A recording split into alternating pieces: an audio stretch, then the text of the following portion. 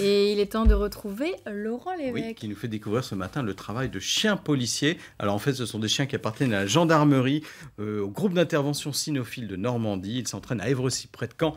Et c'est là que nous retrouvons Laurent. T'es content, toi, hein? Allez, couché.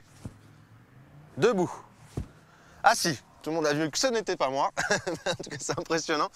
Comment ça fonctionne? On est toujours à la brigade d'investigation cynophile. Voilà, groupe d'investigation cynophile d'Evrecy, donc qui regroupe plusieurs maîtres de chiens avec diverses technicités.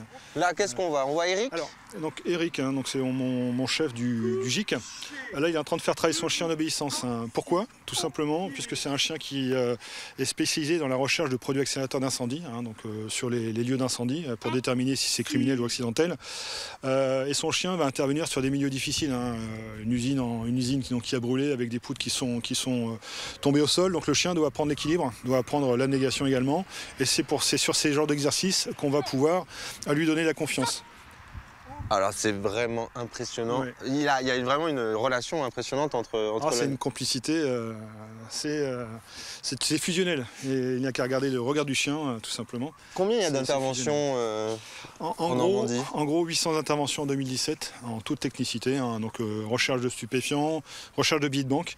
En stupéfiants, en quelques chiffres par exemple, on a découvert environ 24 kg de cannabis. L'année dernière, 1 kg d'héroïne. Et en recherche de billets de banque, c'est une technicité, on a découvert 255 000 euros de produits, d'argent qui découle bien sûr du trafic de stupéfiants principalement. Alors je vais aller voir Eric alors c'est impressionnant parce que là il le fait sans la voix. Ah oui, c'est un commandement, le chien se commande à la voix ou au geste. Ah ouais, c'est vraiment incroyable. Eric, est-ce que je peux t'embêter? Oui, allez-y. Alors, si. Eric, c'est quoi la relation qu'on développe avec son chien? Très très proche. C'est plus qu'un chien, c'est un compagnon, un collègue. C'est un gendarme. C'est un gendarme.